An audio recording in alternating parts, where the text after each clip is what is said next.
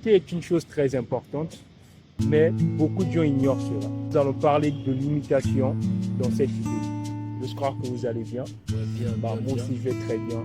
Et de ce fait, nous allons commencer à épiloguer autour de ce thème qui... Dans le domaine entrepreneurial, l'imitation est très importante. Parce que plusieurs personnes en fait ne savent pas comment imiter. Ils font du copier-coller. Quelqu'un a fait son projet par ici, lui, genre il veut aussi ouvrir son resto par là et tout ça. Et comme vous avez dit en amont, il y a beaucoup de gens qui se disent l'imitation, mais ne savent pas quoi imiter.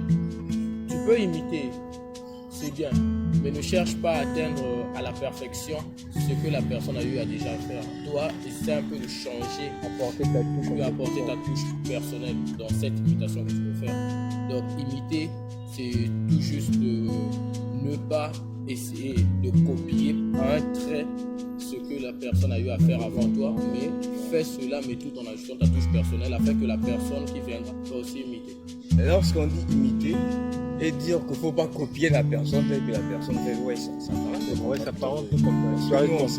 C'est ça, tu vois, parce qu'on sait que lorsqu'on dit imiter, c'est forcément copier tel qu'on a vu, et c'est ça ce qu'on dit imiter. Mais en fait, si on doit parler de l'imitation aujourd'hui, d'ailleurs c'est ce que nous devons comprendre. C'est pas parce qu'on veut dire il faut apporter sa touche, il faut simplement parce que souvent dans l'entrepreneuriat, pour ceux qui aspirent à l'entrepreneuriat, ceux qui entendent oh, c'est bien, il faut se lancer, nous sommes au 21e siècle, toutes ces histoires, tout le français qui accompagne l'entrepreneuriat. Ouais. Et quand tu arrives, tu entends qu'un entrepreneur, c'est quelqu'un qui trouve un problème et résout le problème. Tu vois. Donc ce qui s'oppose, c'est qu'au niveau du problème, beaucoup se mettent dans des spéculations, mais quel est ce problème franchement.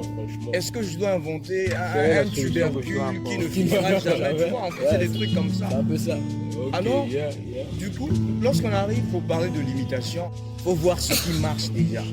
Et toi qui aspires dans ce courant-là, dans ce mouvement-là, dans cette vision-là, dans cette optique-là, quand tu arrives, tu vois ce qui marche. Et ben, tu copies ce qui marche. Simplement, tu copies.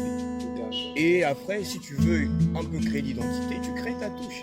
Tu apportes un plus qui sera une marque à toi-même propre.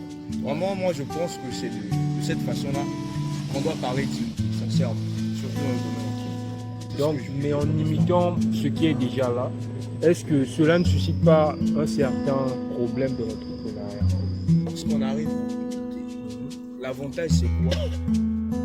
C'est que tu constates que l'autre qui est déjà dans le domaine, il fait le réussit. Tu vois? Et donc l'avantage qui est là, toi aussi c'est sûr, qu'en copiant la bonne chose, tu vas aussi réussir. Tu auras aussi la même une certaine garantie en fait. Mais tu as cette garantie. Si tu fais ça, tu vas regarde, réussir. je vous prends un exemple. Hein? Je vous prends un exemple. On vous dit par exemple, tu vois une personne qui quitte d'un point A pour aller à un point B. D'accord? Et le chemin qu'il emprunte, c'est ce chemin-là, donc c'est cette norme. Il suit la norme et il arrive au point B. Bon, dites-moi, toi aussi tu suis le même chemin, ne vas-tu pas arriver au point B? Sûrement tu vas arriver au point B. Dans l'entrepreneuriat, cela ne pose pas un problème. Êtes-vous sûr que sur le marché, vous aurez aussi la même clientèle que celui qui vous a prêté? C'est vrai, c'est une très bonne question si on peut avoir la même clientèle, surtout s'il s'agit d'un produit qu'on doit vendre. Mais toi, tu utilises quelle méthode? Par exemple, tu vends des meubles, d'accord? Moi, je trouve que là où tu es positionné, et quand tu vends, je vois qu'il y a des gens qui arrivent, des gens sont là, qui font des commandes, qui achètent toutefois. Et ta marchandise, c'est cool souvent, tu vois, non? Et donc, du coup, bon, moi aussi, étant épris, tu vois, non, le gars là, sûrement il est en train d'encaisser, il est en train d'empocher, ça c'est très bien. Et toi, du coup, tu te sens inspiré en fait, comme une vague de saisie, tu comprends, non? Donc, du coup, toi aussi tu veux lancer. Non, le problème, pose-toi la question, est-ce que tu as les mêmes atouts que cette personne? Certes, toi aussi tu peux faire des meubles, tu peux exposer, mais est-ce que ton endroit là est un endroit stratégique? C'est-à-dire que là où tu as exposé tes trucs facilement, ça attire le regard des gens. C'est là peut-être qu'on peut parler du désavantage. Mais ce qui est bien, c'est qu'au moins en vendant les meubles dans un endroit stratégique, ça va marcher. Un endroit qui attire la clientèle, ça va marcher. Par exemple, pour les chers agivistes qui sont l'ancien de la vente du manioc, bel et bien, il y a beaucoup de gens qui livrent du manioc et qui en vendent bien sûr un peu partout. Mais eux, en se lançant dans ça avant d'aller imiter les gens qui ont déjà eu à vendent du manioc.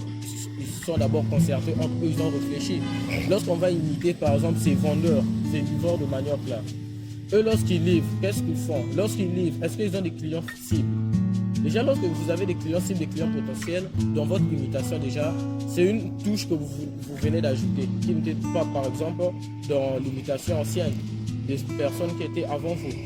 Et qu'est-ce que je veux dire par là? Nos mamans par exemple vendent du manioc pas pour le plaisir de vendre. Ils se sont dit bon, nous allons imiter juste comme nos mamans faisaient, ils vendent le manioc pour nourrir des gens et certes pour subvenir aussi à nos besoins alimentaires à la maison et tout. Mais les agivistes, qu'est-ce qu'ils ont fait? Ils se sont d'abord dit, avant d'abord d'imiter la vente, sur la vente du manioc, nous on doit d'abord avoir quoi? Des fournisseurs cibles et des fournisseurs, peu importe le moment, quelle que soit la pénurie du manioc dans le secteur, eux, ils doivent toujours avoir du manioc. Et avoir aussi des clients cibles. Et lorsqu'ils ont des clients cibles, lorsqu'il y a pénurie du manioc, les gens qu'est-ce qu'ils vont faire? Le manioc, on sait que précisément au Congo, on en mange au quotidien. Ça c'est juste, c'est même ça. En fait, c'est ce qu'il raconte, tu vois, tel que sur la vente du manioc qu'on est en train de parler. Ouais. Bon, si nous prenons une société, notre société traditionnelle au Congo, nos mamans qui font passer souvent le manioc, alors vous n'allez pas voir au Congo, bon, je ne sais pas ailleurs, ça existe une industrie où ils fabriquent le manioc. Ouais. Pour l'instant, c'est pas encore industriel. Traditionnel. C'est un truc qui est encore traditionnel, mais j'escompte mieux que ce domaine prenne un essor. Tu vois, ce qui se passe, bon, la maman fait son manioc, tout ce qu'elle sait faire, c'est aller au marché, rester là, se planter sous le soleil, exposer son manioc, et les gens viennent acheter, tu vois. Bien sûr. Là, il n'y a aucune garantie que si mon produit, sinon ma marchandise va finir le même jour. Je ne te compte pas, parce que tu espères sur ceux qui vont venir. Maintenant, tu vois ceux qui arrivent, ils voient oui. Il a constaté que oui, le manioc est consommé tous les jours dans le pays, à un rythme effréné qu'on ne peut pas mesurer, tu vois. Et lui, ce qu'il veut, il vient faire, il dit, bon, moi aussi, je veux vendre le manioc. Là, il arrive pour imiter. Je vais vendre le manioc. Mais sauf que moi, là, c'est sa touche qui arrive. Sauf que moi, je ne veux pas faire, je prends, je mets dans une brouette, je viens, je m'expose. Qu'est-ce qu'il fait? Il procède par une étude de marché. Il commence à repérer les restaurants, les hôtels, ceux qui demandent ce service-là, ceux qui ont besoin du manioc pour faire fonctionner leur entreprise. Tu comprends, non? Et pourquoi pas les foyers? Les foyers, même les foyers, il a étendu un peu sa prospection. Et il arrive, bon, tel restaurant ou ces hôtels ont dit que oui, on aimerait bien recevoir du manioc pourvu que ce soit de bonne qualité. Donc, si tu assures que pas de problème, tu vois, non?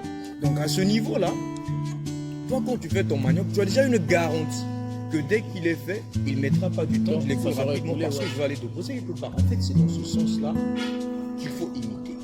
Imiter ce qui marche et apporter sa touche.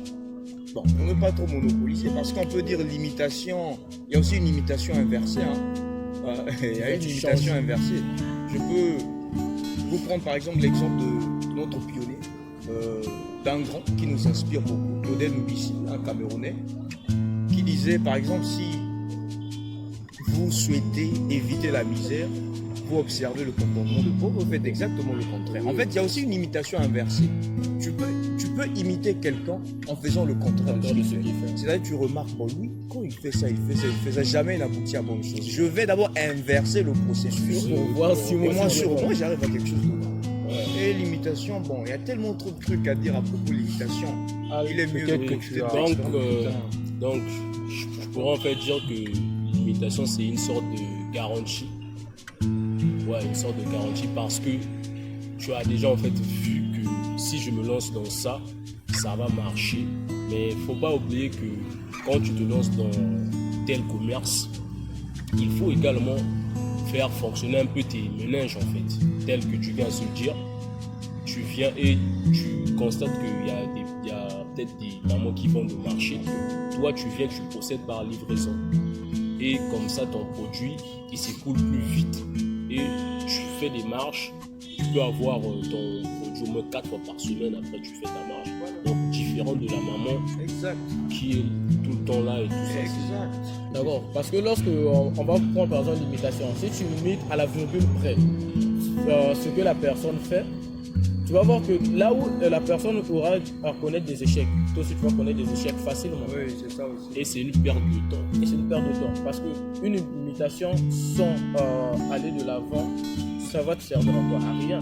pour revenir sur l'imitation en vente du manioc, Ouais. si tu vois la maman elle se pose sous le soleil à chaque fois dans sa petite charrette avec du manioc, elle attend les clients. Imagine que vous êtes étalé là, comme on voit sur les petits marchés, parfois il y a 20 personnes en ligne là, ou 25 personnes. Regarde un Tous peu. sont du manioc. Regarde un Toi peu. si tu viens, tu gardes ta Que- charrette. Quelle est cette vision amoindrie qui consiste à croire que non, peut-être un tel passera par là. Et seulement après avoir touché tous les maniocs qu'il était en train de voir et peut-être tomber sur ton manioc et acheter. Ouais. Ouais, pas que ça. Tu comptes sur l'espoir, en fait, c'est pas une bonne chose. Et là on voit le taux de chance est vraiment réduit. Donc c'est là où on dit qu'il faut apporter sa touche. Tu as vu que la chose marche. Le manioc on en consomme, ça dit que tant que le Congolais va vivre, va manger le Manger le manioc. manioc. Mais toi ne fais pas comme toutes les Congolaises qui vendent le manioc. Ouais. De rester sur une ligne de 60 personnes et attendre que non, la chance tombe sur toi. C'est comme un jeu aléatoire, un jeu de dés. Tomber sur 6, il y a des chances sont amoindries. Ouais, alors Essayez au moins de vous tu associer, dois aller faire vers quelque chose de commun. des personnes qui en ont besoin. C'est même ça. En fait, l'imitation, c'est un truc qu'on doit conseiller aux gens. Mais seulement les gens doivent sortir du cadre des mots. Tel que la société a souvent défini les mots. Faut pas éviter de croire tout ce que le dictionnaire dit. Merci beaucoup, cher leader. Nous avons assez épilogué autour de l'imitation. Alors, vous qui nous suivez, nous vous invitons à imiter si vous voulez être entrepreneur au lieu de procéder par une invention quelconque. Parce que cela est un chemin plus sûr que l'invention. Merci de nous avoir suivis. Merci de vous abonner. Faut éviter les bonnes choses, hein.